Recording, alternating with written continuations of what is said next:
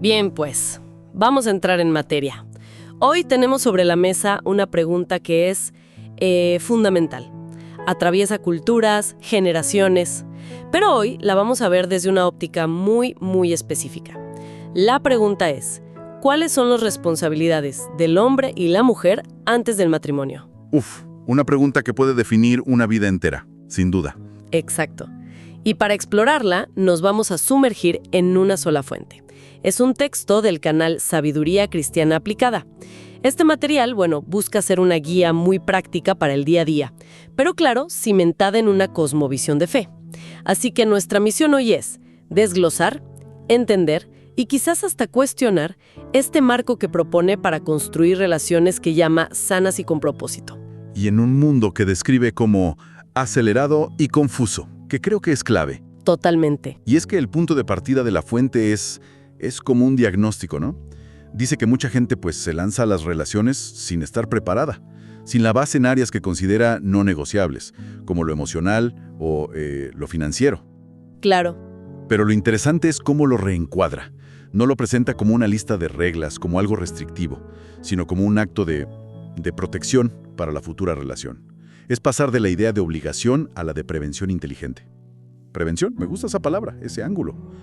Y para darle base a esa idea, el texto se apoya en un pilar espiritual muy claro. Cita Proverbios 24:3. Con sabiduría se edifica la casa y con prudencia se afirma.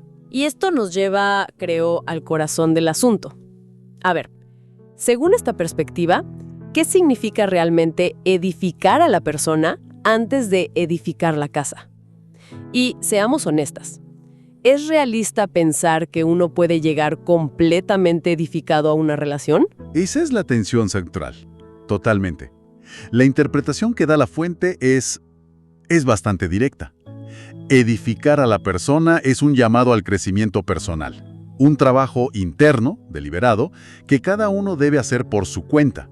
Antes de siquiera pensar en construir algo en común. Exacto. La casa no es solo el lugar físico, es el proyecto de vida, la familia. La lógica es que, no se puede construir algo sólido sobre cimientos débiles, o que todavía están frescos. Pero tu pregunta es muy pertinente, porque el texto lo pone casi como un prerequisito. Y eso choca con la experiencia de que mucho crecimiento ocurre precisamente dentro de la relación, en el día a día. Claro, parece que separa dos procesos que en la vida real están, súper entrelazados. Pero sigamos con la lógica del texto. Para enfatizar este punto, redefine el amor de una manera muy particular. Lo aleja de lo que llama, y esta frase es potentísima, improvisación emocional. Una frase que captura muy bien el espíritu de la época, ¿no? Totalmente. La fuente contrasta esa improvisación con su propia definición del amor. Una decisión consciente, responsable y orientada al bien del otro. Y aquí lo crucial es de dónde lo saca. Lo atribuye a las enseñanzas de Jesús. Esto enmarca el amor no como un sentimiento que te pasa, un accidente afortunado, sino como un verbo, una acción, algo que exige madurez, disciplina y sobre todo preparación. Entiendo el concepto, pero, definir el amor como una decisión consciente, ¿no podría sonar un poco frío? ¿O hasta calculador para algunas personas? ¿Cómo equilibra esa responsabilidad con la espontaneidad, con la química que también se busca? Es una excelente observación. Y claro, el texto no es que niegue la emoción o la atracción, para nada, pero las subordina, las pone al servicio de un propósito mayor. Y para ilustrarlo, no se queda en la teoría, presenta un caso práctico muy, muy reconocible. A ver. Describe a una pareja moderna. Se quieren de verdad, ¿eh? Hay afecto, hay conexión, hay química. Sin embargo, como individuos, ninguno ha trabajado en su estabilidad emocional o en su orden financiero. Ok, el escenario clásico. El texto es tajante con el resultado. La frustración y el desgaste son inevitables. El amor inicial, por más intenso que fuera, se va erosionando. Se lo come el peso de los problemas prácticos que no resolvieron. Es un diagnóstico bastante pesimista de esa situación. Y supongo que para mostrar la alternativa, ofrece un modelo ideal, ¿no?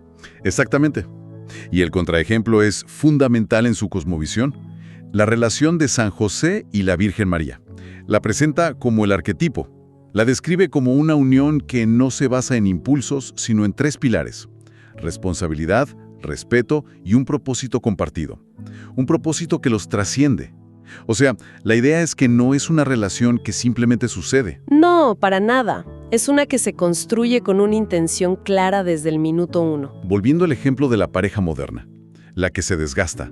Según este marco, su problema no fue la falta de amor. No, sino que fallaron en la preparación previa. Es una forma de decir que al final el amor no basta. Ese es el argumento central. Y aquí la fuente hace un movimiento retórico muy interesante, diría yo, para conectar con una audiencia más contemporánea. ¿Así? Menciona que incluso la psicología moderna respalda su tesis. Afirma que los psicólogos confirman que las personas emocionalmente maduras, con orden en su vida, son las que construyen las relaciones más estables, más duraderas. ¡Qué curioso! Es curioso que sientan la necesidad de apoyarse en la psicología. ¿No podría interpretarse como una falta de confianza en que sus argumentos religiosos se sostengan solos? O, viéndolo de otra forma, quizás es una manera de decir que la fe y la razón no están peleadas. Yo creo que apunta más a lo segundo. Es una estrategia para decir, mira, esto no es solo un dogma de fe, es sabiduría práctica, validada por la ciencia, digamos. Exacto, validada por el conocimiento secular de hoy. Busca crear un puente, hacer su mensaje más universal. Y, de paso, se blinda contra la crítica de que es una visión anticuada o desconectada de la realidad psicológica. Entendido. Entonces, el objetivo es la madurez.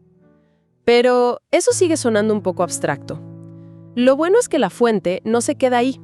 Lo desglosa en 5 responsabilidades muy concretas, casi como un manual de preparación, y las presenta no como una carga, sino como actos de amor. Empecemos por la primera. ¿Madurez emocional? La define como la capacidad de manejar conflictos, frustraciones y expectativas, de una manera constructiva.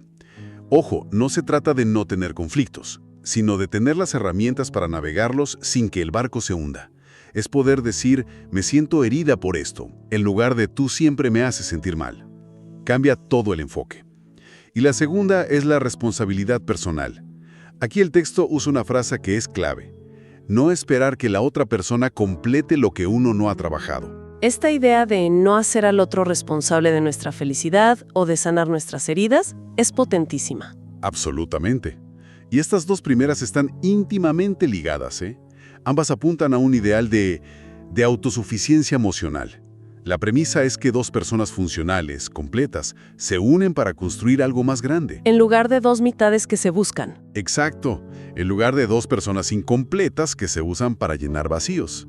No se trata de no necesitar al otro, sino de no usarlo como una muleta. Es la diferencia entre interdependencia sana y codependencia. Pero aquí me surge una duda práctica. A ver, ¿dónde está la línea entre apoyar al otro en sus debilidades, que es parte del amor, y asumir la carga de algo que no nos corresponde? La fuente parece poner un muro muy claro, pero en la realidad esa frontera es mucho más porosa. La fuente lo abordaría desde la intencionalidad, creo yo. Apoyar es ayudar al otro a que haga su propio trabajo. Cargar es hacer el trabajo por él. Pero tienes toda la razón. Es una de las tensiones más difíciles de gestionar. Siguiendo con la lista, la tercera es muy terrenal. Orden y educación financiera. Aquí es donde algunos dirían que se pierde todo el romanticismo, ¿no? Que el amor debe esperar a la estabilidad económica. Bueno, no tanto a la riqueza, sino a la responsabilidad. El texto lo ve como algo fundamental para la estabilidad futura. Argumenta que la mayoría de las peleas más destructivas giran en torno al dinero. Por lo tanto, saber administrar, tener un presupuesto, evitar deudas, no es poco romántico.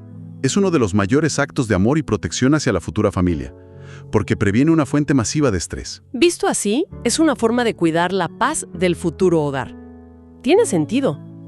La cuarta es claridad de valores y propósito. La idea de tener una visión de vida compartida. Sí, y esto es más filosófico. ¿Qué es importante para nosotros? ¿Cómo queremos vivir? ¿Qué papel juega la fe, la familia, la carrera? ¿Los hijos? Todo eso. La fuente sugiere que estas conversaciones profundas hay que tenerlas antes de comprometerse. Si para uno la prioridad es la aventura y para el otro es echar raíces cerca de la familia, pues ahí hay un conflicto potencial enorme. Radicalmente opuestas de lo que eso significa en la práctica. Claro. Para una puede ser cenar con los padres cada domingo y para la otra, crear un núcleo súper independiente. ¿La fuente da alguna guía sobre eso? No entra en ese nivel de detalle, pero el principio que establece es el de la compatibilidad de visión. Implica que no basta con usar las mismas palabras, hay que asegurarse de que signifiquen lo mismo para ambos. La responsabilidad es tener esas conversaciones, por incómodas que sean. Y eso nos lleva a la quinta y última, respeto y autocontrol. Que imagino que no es solo ser amable y ya. Exacto. El texto lo desglosa en dos áreas. Cuidar al otro con paciencia, con escucha. Pero también, y esto es clave, saber establecer límites sanos. No se trata solo de ceder para evitar el conflicto. Se trata de crear una dinámica de respeto mutuo, donde ambas individualidades se valoren. Precisamente. Y el autocontrol en este contexto es dominar los impulsos de ira, de egoísmo, entendiendo que esos impulsos dañan a la persona que dices amar. Si unimos los 5 puntos, el mensaje es claro. La fuente aboga por relaciones construidas con visión de futuro, no basadas solo en la emoción del presente. Y todo este marco, todo este andamiaje, culmina en una especie de criterio final, una herramienta de reflexión. La fuente vuelve a citar a Jesús. Por sus frutos los conocerán. ¿Cómo se aplica esta frase, que generalmente se usa para evaluar la fe de alguien, al contexto de una pareja que se está formando? El texto la convierte en una pregunta de autoevaluación, muy directa y muy pragmática. La pregunta que cada uno debería hacerse es, ¿la relación que estoy construyendo hoy con esta persona está produciendo buenos frutos en mi vida y en la suya? O sea, Es decir, ¿me está haciendo una persona más paciente, más ordenada, más responsable, más generosa? ¿O por el contrario, está sacando mi ansiedad, mi desorden, mi egoísmo? El foco no está en si la relación se siente bien en el momento, sino en los resultados tangibles que está generando en el carácter de los dos. pero los frutos a veces tardan años en madurar. Un árbol no da su mejor cosecha el primer año. ¿No es una forma de juzgar a una relación demasiado pronto basándose en resultados a corto plazo? Esa es una objeción muy válida. La fuente, creo, lo presenta más como un termómetro continuo que como un juicio final. No es buscar la perfección ya, es evaluar la trayectoria. ¿Estamos creciendo en la dirección correcta, aunque sea de a poco? La tendencia, exacto. El fruto de un amor maduro, según esta interpretación, es buscar activamente el bien del otro. Y aquí el texto añade una advertencia. Buscar el bien del otro a veces no es lo más fácil ni lo más placentero. Claro. Por ejemplo, decidir posponer el matrimonio hasta tener una situación financiera más estable puede ser frustrante. Pero bajo esta lógica, es un fruto de amor maduro. Prioriza el bienestar a largo plazo. Entendido. Es una forma de medir la salud de la relación a través de sus efectos prácticos.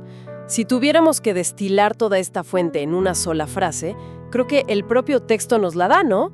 Antes del matrimonio, la mayor responsabilidad es crecer como persona para poder amar bien. Y esa conclusión, si la tomamos en serio, invierte por completo el enfoque cultural que vemos en todos lados. ¿En qué sentido? La cultura pop se centra en encontrar a la persona ideal, como si fuera un producto perfecto en un estante. Este texto cambia el foco, lo desplaza hacia convertirse en la persona ideal, para una relación sana. La responsabilidad principal recae en el propio desarrollo, no en la búsqueda. Es un cambio de una mentalidad de consumidor a una de creador. Precisamente. Y después de analizar todo este marco, que es tan estructurado y se enfoca tanto en la preparación individual, me queda una reflexión final. El material insiste mucho en la importancia de llegar edificado a la relación. Pero esto abre una pregunta que la fuente no parece abordar directamente.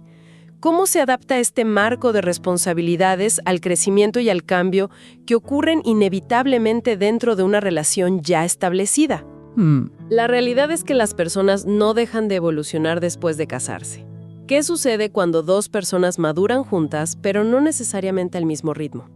¿Cómo se gestiona el hecho de que la persona con la que te comprometiste hoy no será la misma en 10 años, y tú tampoco? Ese crecimiento conjunto, que a veces es asimétrico, parece ser un desafío completamente diferente.